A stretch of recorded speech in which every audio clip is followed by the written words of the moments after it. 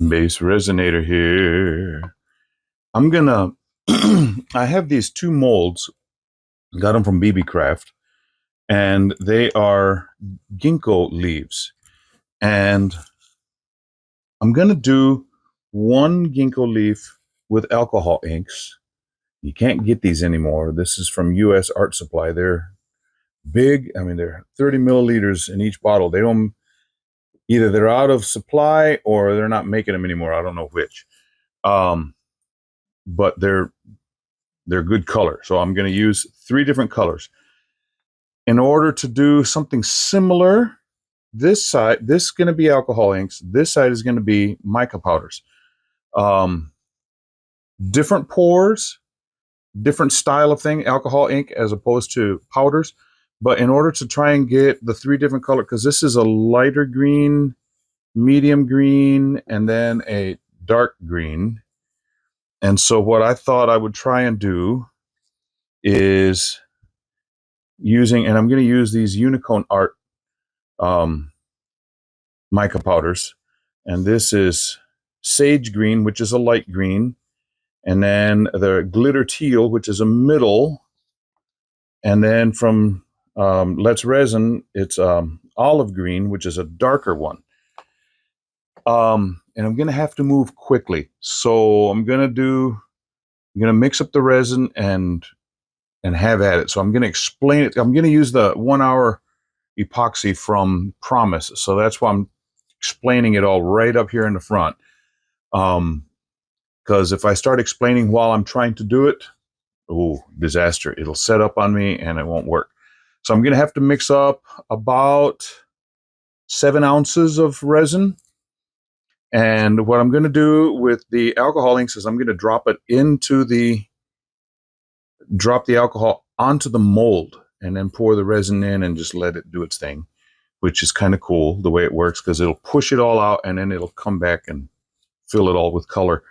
With the micas, I'm going to pour some in and pour some micas and then pour a little bit more and pour some more mica. So I'm going to have these I've got 3 little pots over here where I will mix those up. And I'm going to do this off screen because, like I tell you, once I get started, it's not going to be good.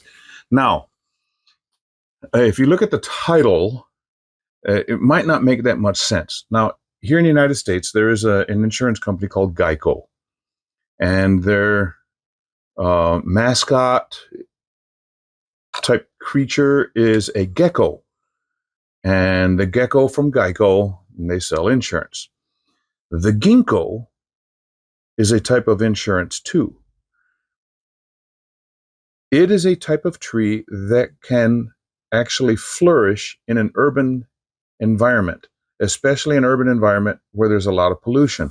The city of Houston, years ago, they wanted to clean up their downtown and get some trees that would absorb pollution and that would also be able to put off oxygen, absorb the pollution and put off oxygen to try and clean up the air, as well as make it look healthier, have a green instead of just all cement.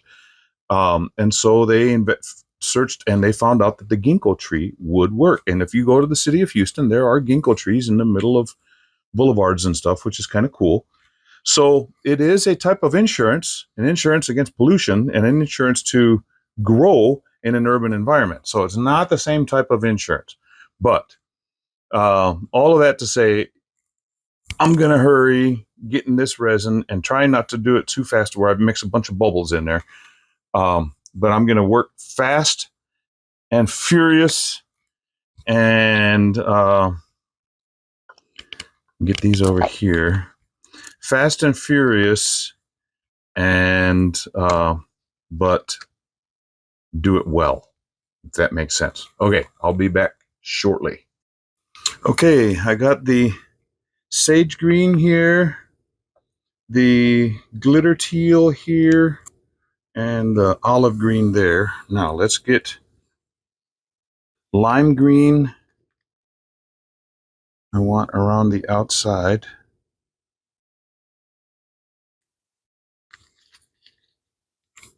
and then grass green inside of that.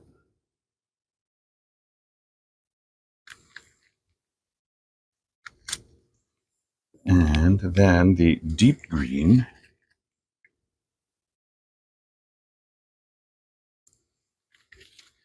And then just start pouring and watch what happens.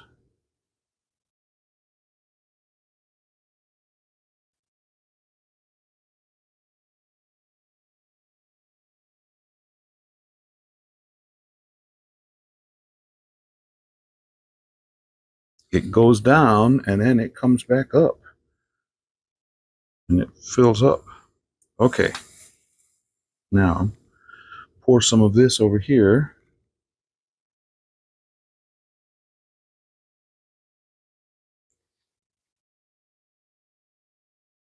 And then same type of concept, the lighter on the outside.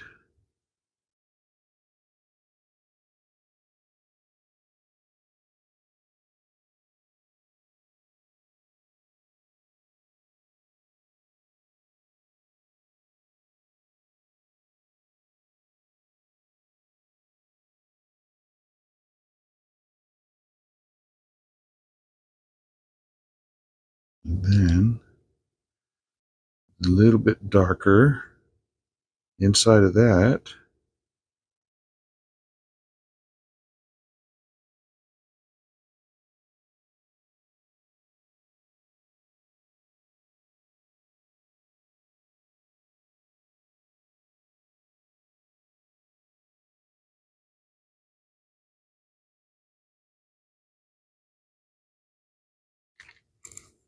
And then the darker one.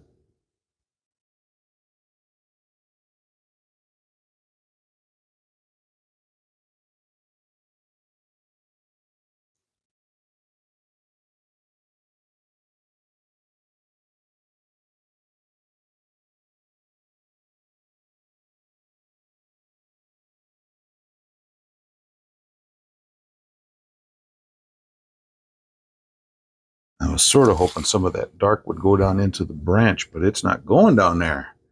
Well, what's going on?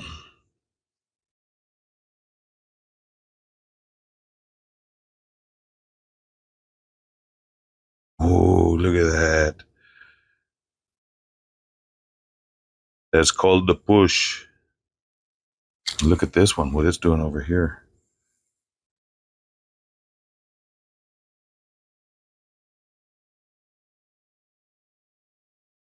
A little bit more. Fill that up. And this one can use a little bit more.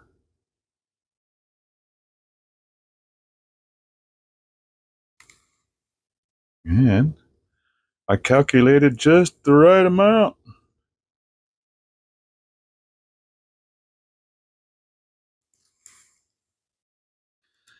Okay, now we'll see what happens here.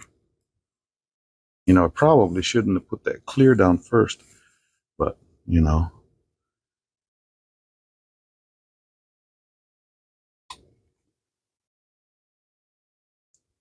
Live and learn.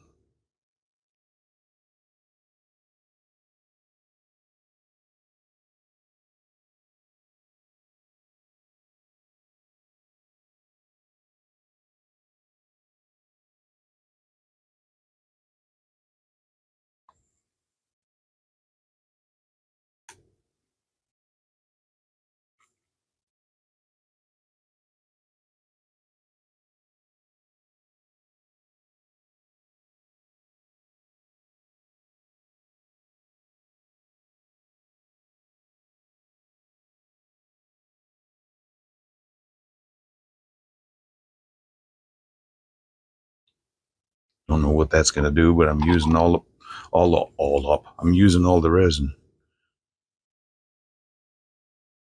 I'm using all up.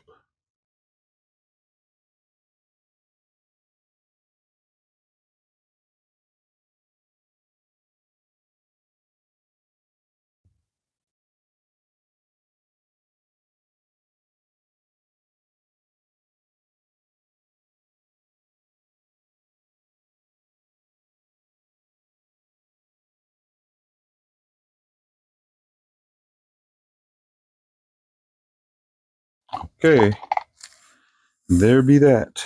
And now we just sit back and wait and see the difference between alcohol inks and mica powders. As if you can't see right yet. I mean, it's kind of obvious, but the effects that they will have are totally different. Same mold, same green, well, similar greens.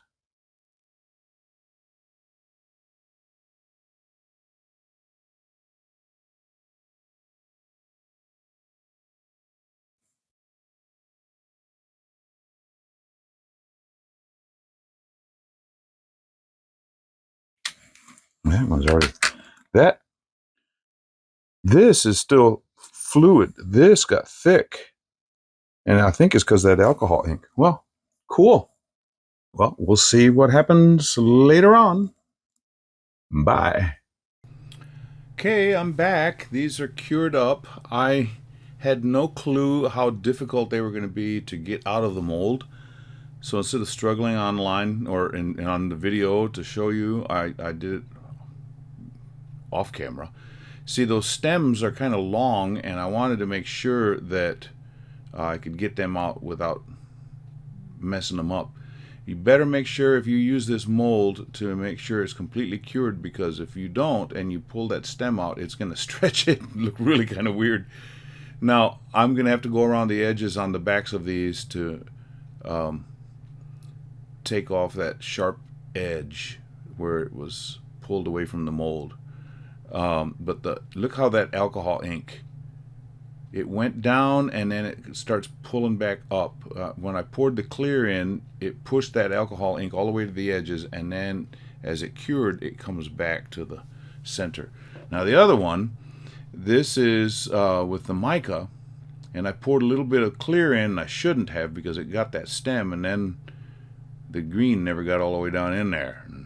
That's not what I wanted, but it looks really pretty even as it's clear. Now, it's the same basic pour that I did with both of them. However, one's got the alcohol ink and it reacts differently than the mica. Now, the mica has a metallic sheen to it, or an opalescence, which is kind of cool looking, and the alcohol ink one looks like stained glass almost.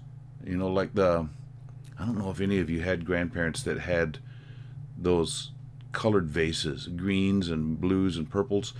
That's what that reminds me of. Now, not so much with the mica version. It gives off metallic vibes to me. Now, it looks really cool right along there where it, and that's that little bit I added at the end. But right along that bottom edge, right above the stem, it like it bubbled in there. It was kind of cool. I don't know how you describe it. If you see it, you'll know exactly what I'm talking about. When you get to the stills at the end, you'll know, you'll be able to see it a little bit better.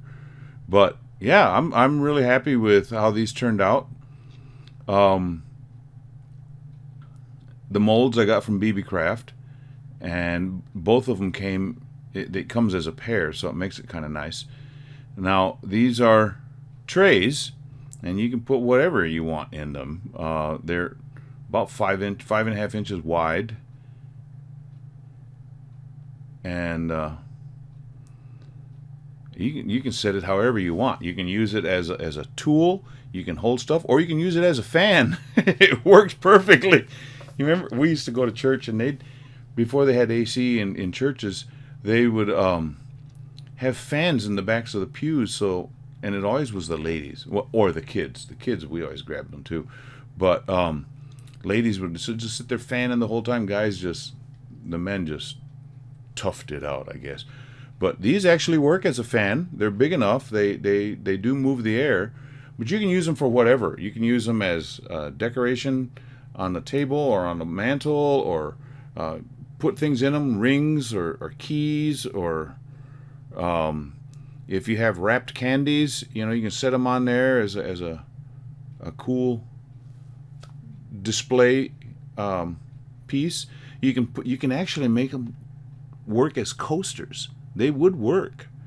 Um, Kind of a odd looking coaster, but if you make 4 of them or 6 of them or 8 of them, you got enough for everybody. And if you've got a nature theme going on with plants and stuff, perfect coaster for the table setting. I've